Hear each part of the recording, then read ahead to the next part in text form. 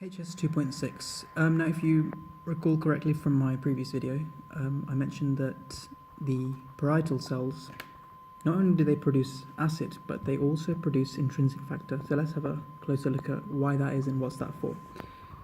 Well, parietal cells release acid and intrinsic factor. Intrinsic factor allows the absorption of vitamin B12 in the terminal ileum, which is the end of the ileum entry into the colon, right? And vitamin B12 allows red blood cell synthesis and proliferation.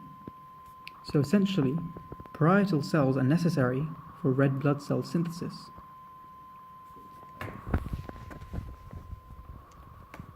And vitamin B12 it also requires gastric acid, because it converts the vitamin B12 ion to an absorbable form. So red blood cell synthesis requires B12, gastric acid, intrinsic factor, and parietal cells. Parietal cells produce intrinsic factor for B12 absorption, leading to red blood cell production. So what can damage these parietal cells? Was, as I mentioned above, the Helicobacter pylori can damage parietal cells. Also, antibodies can destroy parietal cells. So let's look at that. If you have autoimmune atrophic gastritis, so autoimmune disease, atrophic, damaging the cells, gastritis in the stomach, the autoantibodies will destroy the parietal cells.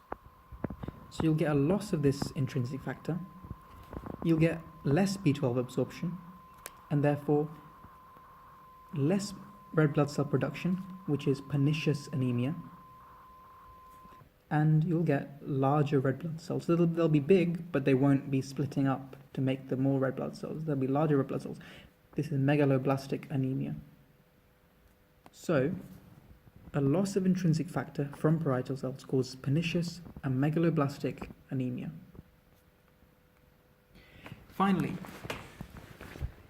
if you have a gastrectomy, remember, OMI is removal, gastrectomy is stomach. If you gastrectomy remove the stomach, then, well, first of all, you're removing the parietal cells, and if you remove the parietal cells, you're going to get acid loss, and so the body will respond to this by increasing the acid in the body, by hypoventilating to increase the carbon dioxide to bring the acid up.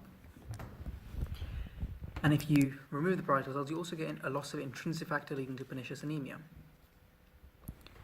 A gastrectomy, depending on where it's done, obviously, may also result in dumping syndrome, which is when you lose the controlled release using the pyloric sphincter and pylorus muscle. The food will move into the small bowel directly without in an uncontrolled way, so it'll be too fast. And if you get too much food moving into the small bowel and too much glucose, that includes too much glucose, then too much insulin will be released, leading to hypoglycemia, because insulin will result in less glucose in your body. But also, when the food moves into the small bowel, it's going to contain various things like ions and things like that. It's going to lower the water potential of the small bowel very quickly, too fast in fact. And this will draw water out of the blood into the gut, resulting in lower blood pressure, dizziness, and fainting.